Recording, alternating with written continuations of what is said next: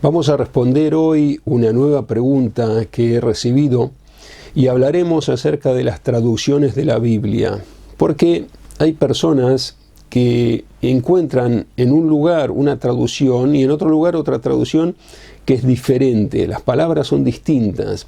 ¿Y cómo puede ser si viene todo de un mismo origen? Vamos a explicar ese tema. Vamos a ver primero la pregunta que he recibido, por lo cual voy a contestar. Me ha escrito así María: ¿por qué en las Biblias no dicen lo mismo? Ojalá me conteste María. ¿Por qué no dicen? Pienso que se refiere a los traductores de la Biblia, porque si no hubiera dicho ¿por qué no dice lo mismo? Vamos a responder este tema y para poder introducirnos en el mismo y comprender por qué no dice lo mismo en una Biblia u otra, o por qué los traductores no dicen lo mismo en una traducción o en otra, se debe a que hay palabras que requiere el comprendimiento del contexto en el cual está esa palabra, y si no se entiende eso, es imposible traducirla correctamente, porque hay palabras que tienen muchísimos sentidos, y lo vamos a explicar en español. En español tenemos muchas palabras que tienen varias explicaciones, varios sentidos. Por ejemplo, la palabra radio, que es muy conocida por todos. Uno tiene una traducción que quiere hacer a otro idioma, al chino, al japonés, al inglés. Aquí está escrito radio. ¿Cómo traduce? Uno sabe que es un radio, o si no busca en el diccionario qué es radio. El problema es que si buscan en el diccionario qué es radio, hay 6 explicaciones distintas una de la otra. En la Real Academia Española he visto que hay 6 explicaciones diferentes, y cada una tiene diferentes también conceptualidades, diferentes conceptos. O sea que uno, ¿cómo sabe qué tiene que traducir a otro idioma? Radio en español significa 6 cosas. Eso no quiere decir que en chino también radio signifique 6 cosas. Esas 6 cosas pueden tener un nombre diferente. O sea que ahí tenemos un problema grave en la traducción ya de entrada. ¿Y qué hacemos? Hay que ver el contexto. Si la oración que hay que traducir dice: tenía su radio descompuesto, bueno, no podemos pretender que eso se refiera al radio. Hay un hueso que está en el brazo que se llama radio. Tenemos que descartar eso, porque el hueso, si está descompuesto, quiere decir que el brazo ya, ese brazo no se puede recuperar. Si está descompuesto, está descompuesto. Un hueso, cuando se descompone, es cuando está una persona fallecida. Eso entendemos así en forma general, global. Tampoco podemos pretender que en este caso se refiere a radio, al elemento químico. Hay un elemento químico radioactivo que se llama así radio. ¿Cómo que el radio estaba descompuesto? Es difícil suponer que se refiere a eso. Tampoco podemos pretender que se refiere al radio de una circunferencia, porque ¿cómo el radio de la circunferencia va a estar descompuesto? El radio de circunferencia es cualquier punto de la circunferencia que conecta con el centro de la circunferencia. Eso es el radio de la circunferencia. No podemos pensar que se refiere a eso. Por lo tanto, podemos deducir que se refiere a un receptor de radio para escuchar las transmisiones radiales que se hacen. El radio estaba descompuesto, se refiere a un receptor de radio, por eso traduciremos que se refiere a un traductor de radio, y pondremos en chino, en japonés, en el idioma que queremos traducir, es otro receptor de radio en la traducción. O sea que hay que interpretar el contexto, pero tampoco podemos tener la certeza de que se refirió a eso, porque decía el radio estaba descompuesto, y ¿qué certeza tenemos de que hemos traducido bien? Hemos deducido dentro de la lógica la posibilidad más cercana a la realidad, a lo que indicaba ese texto que estaba escrito ahí. La única manera que tenemos de saber a qué se refiere exactamente es consultarle al autor de la oración esa que escribió eso, a qué se refirió, y que nos diga a qué se refirió exactamente, y ahí sí sabemos con certeza qué traducir. Lo mismo ocurre con la Biblia. ¿Cómo podemos saber qué traducir si hay palabras que significan lo mismo?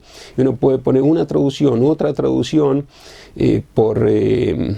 por observar el contexto y comparar con otras palabras similares que están escritas en otros lugares, pero de todos modos es muy difícil saber con certeza cuál fue la intención de esa palabra. La única manera es preguntarle a quién escribió la Biblia, y ese fue Moisés. Moisés transmitió las enseñanzas a sus descendientes, los sabios, los ancianos, y bueno, hasta llegar a la época de Esdras el escribas. En español se dice Esdras, Esdras está escrito así en españolizado, el nombre de Esdras, en hebreo es Esdras, Esdras está así traducido al español, el nombre de este profeta. En la época de él se tenía un rollo de la Torá que estaba escrito con todos los detalles que transmitió Moisés. O sea que de ese libro, de ese rollo de la Torá, se fueron copiando todos los demás rollos de la Torá que tenemos incluso en la actualidad, y las explicaciones se transmitieron oralmente, qué sentido tiene cada palabra. De todos modos, hay también explicaciones que fueron escritas, como la de Onkelos, que esa es una explicación que no se puede obviar, porque es la traducción más fiel que se conoce de la Biblia al arameo. Los sabios recomendaron leer los textos bíblicos en hebreo y la traducción de Onkelos al arameo, porque si no es muy difícil entender el sentido que lleva. Ahora, en la actualidad, que no disponemos de los sabios que recibieron directamente de Moisés, porque pasaron muchos años y muchas cosas se transmitían oralmente, hay que remitirse muchas veces a lo que está escrito. Y lo que está escrito ¿dónde? Sabemos que Onkelos hizo una traducción muy fiel. Onkelos era una persona que no era judía, era un hombre gentil que se convirtió al judaísmo y se transformó en un gran sabio, y hizo la mejor traducción que se conoce de la Biblia en forma textual.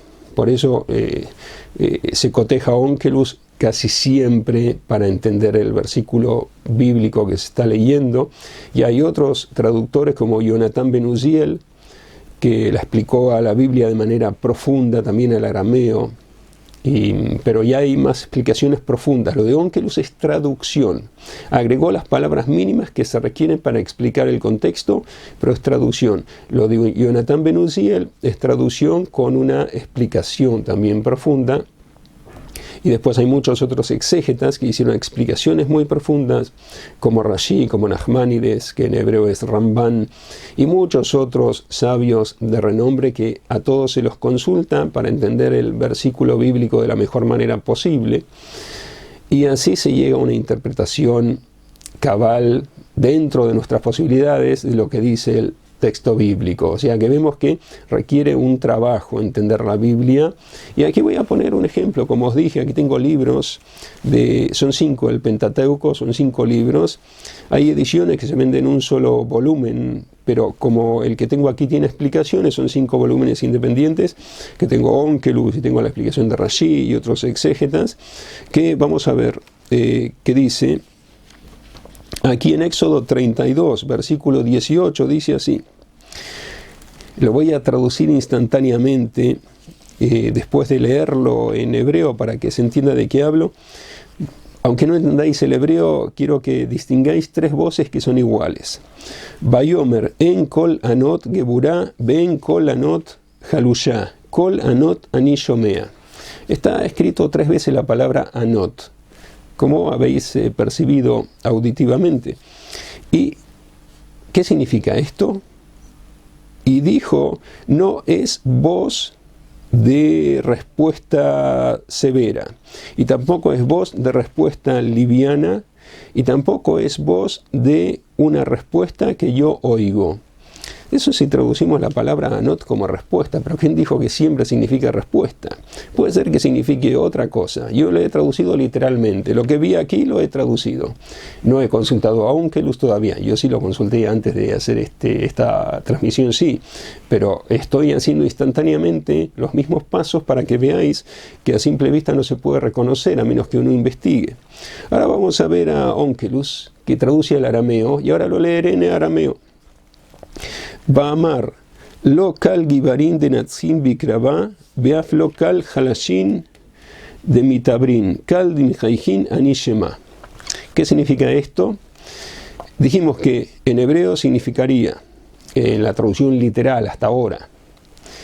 Y dijo, no es una voz de respuesta severa, la primera parte, la primera vez que aparece la palabra anot, que tradujo Onkelos, y dijo, no es una voz de poderosos que triunfan en la batalla. O sea que es una voz de rigor, de una voz, pero siempre voz con Z. La segunda parte, Ben Kol Anot Halushá, no es una voz de respuesta de débiles. Eso dice el hebreo literalmente, no textualmente. Textualmente es entender lo que dice, literalmente es tal como está escrito, leerlo, traducir así como se puede. ¿Qué dice Onkelos, el traductor al arameo? Beaflo kol halashin, tampoco es una voz de personas débiles que se quebrantan, de mitabrín. No es una voz de personas fuertes que triunfan en la guerra, ni es una voz de personas débiles que se quebrantan. Ahora vimos que aparece una tercera vez, esa tercera vez que dice, una voz de respuesta, yo escucho. Eso dice traduciendo literalmente el hebreo, y en el arameo dice, Kaldim Haijin Ani Shema, una voz de risas, yo escucho. O sea que aquí no podemos traducir como lo que hemos traducido hasta ahora, que es una voz de poderosos y una voz de débiles, unos que triunfan, otros que se quebrantan. Esta es una voz de alegría, pero no está especificado que es una voz de alegría. Kol anot ani shomea, dice en hebreo, una voz de respuestas, yo escucho, y Onkelos tradujo una voz de risas, yo escucho. ¿De dónde sale esa palabra risas? ¿Cómo Onkelos llegó a esa conclusión de que esta tercera vez que no hay una explicación a qué se refiere esa voz, se refiere a risas? Bueno, aquí tenemos la explicación del exégeta Rashi, que le explica que la tercera vez se refiere a una voz de personas que se burlan y afligen. O sea que la tercera vez que está escrita la palabra anot, no significa, está escrito al lado de la palabra voz, pero voz es una voz de poderosos la primera, la segunda voz de personas débiles, personas poderosas que triunfan, la segunda personas débiles que se quebrantan, y la tercera es una voz de personas que se ríen, dice Onkelos, y Rashi, el exégeta Rashi, él agrega a esa explicación personas que afligen. Y ahora vamos a ver, él explica más acerca de las dos primeras también, Rashi. Vamos a ver qué dice la explicación que explica a Rashi de otros sabios que compilaron todas las exégesis que explicaron a Rashi para poder llegar a una explicación, o todas, o muchas de ellas, no sé si todas porque son gran cantidad de explicaciones las que hay sobre el exégeta Rashi, pero vamos a ver lo que fue compilado de lo más relevante que han hallado. La primera palabra tiene una diferencia. La primera vez que aparece anot y la segunda vez que aparece la palabra anot, que va unida a la palabra voz, anot. Está escrito una voz de anot. Anot dijimos que es la primera de poderosos y la segunda vez que aparece es de quebrantados. La tercera dijimos que se refiere a risas y burlas, según lo que explicamos de Rashi y también de Onkelos, el traductor más conocido de la Torá.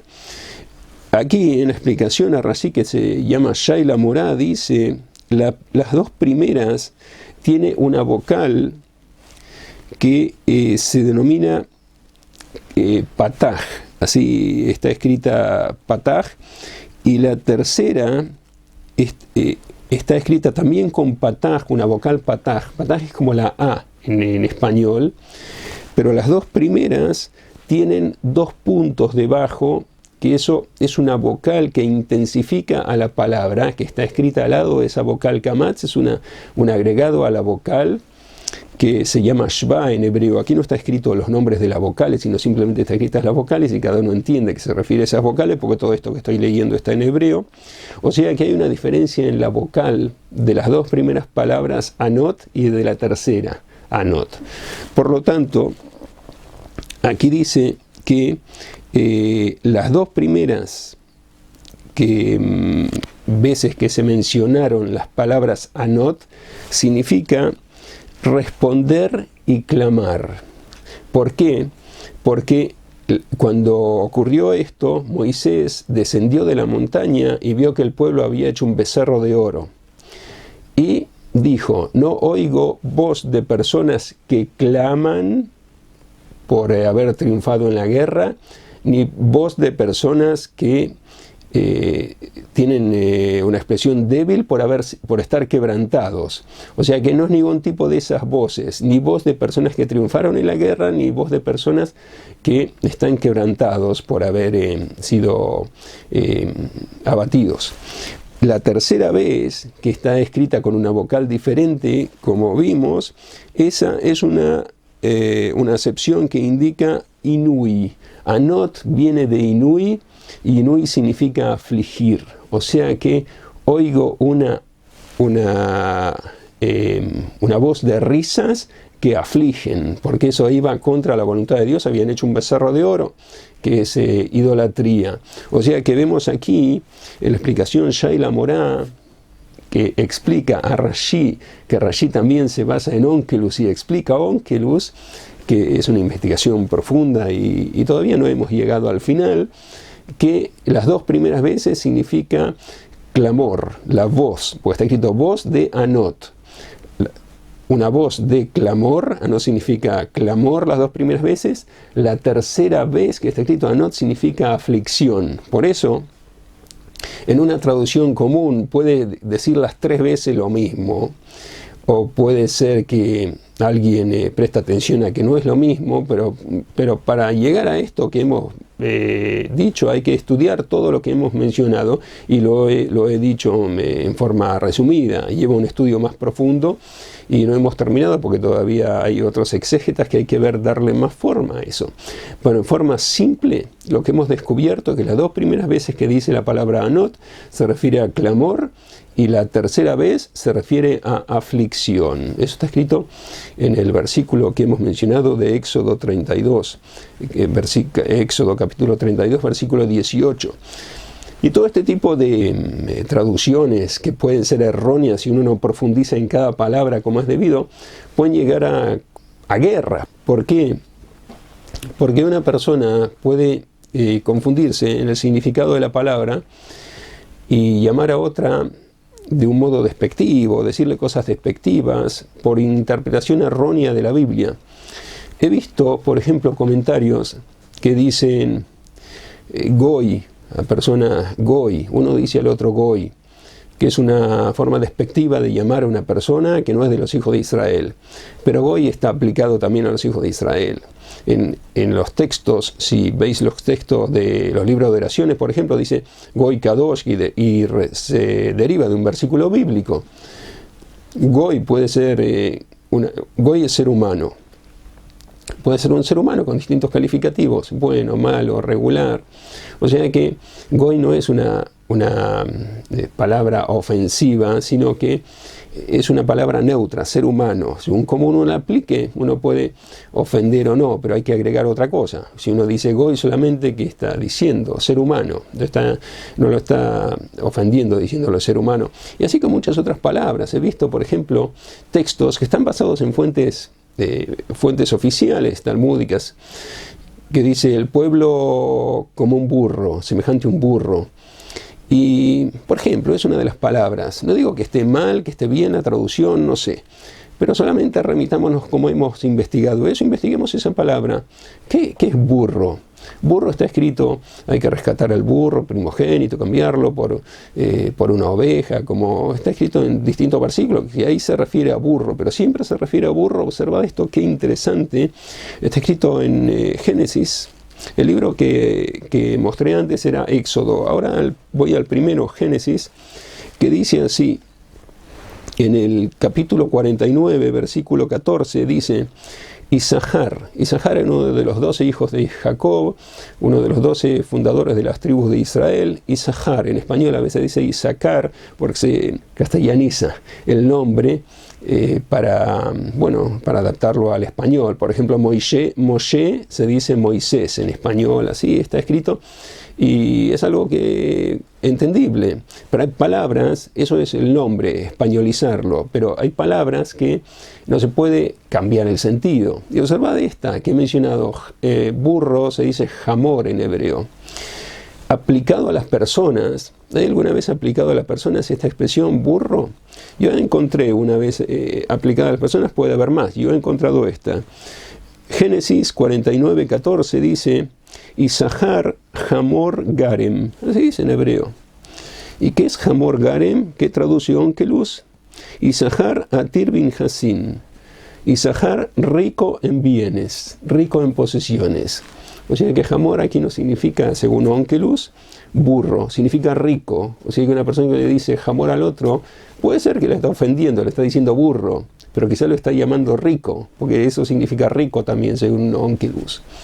Y hay muchas otras explicaciones. O sea que hay que entender bien el versículo bíblico para poder traducirlo. Por eso recomiendo comprar una traducción que está avalada por rabinos que se basaron en las explicaciones de los exégetas, en Onkelos, en Rashi, que vieron Yonatan ben Uziel, Nachmanides, que vieron todas esas explicaciones y de acuerdo a eso hicieron la traducción. Si no, es muy difícil cometer errores, pero no porque uno quiera cometer esos errores intencionalmente, sino porque no cuenta con los medios para poder traducir adecuadamente cada palabra. Para traducir lo mejor posible, no digo perfecto, como reitero, perfecto no hay, es muy difícil tener todos los conocimientos, leer todos los exégetas para poder traducir cada concepto. Es un trabajo que llevaría muchos años. El que quiera hacerlo está, por supuesto, invitado a hacerlo, y no sé si va a lograr la perfección porque, bueno, hay muchas posibilidades que hay que entender muy bien todo. Pero lo mejor posible, tener lo mejor posible, encontrar una traducción que esté avalada por rabinos que se basaron en los exégetas conocidos que he mencionado. Esa es la forma más precisa de conocer la traducción de la Biblia. Hasta aquí este vídeo, os deseo un muy buen día y espero reencontrarnos muy pronto con una nueva transmisión.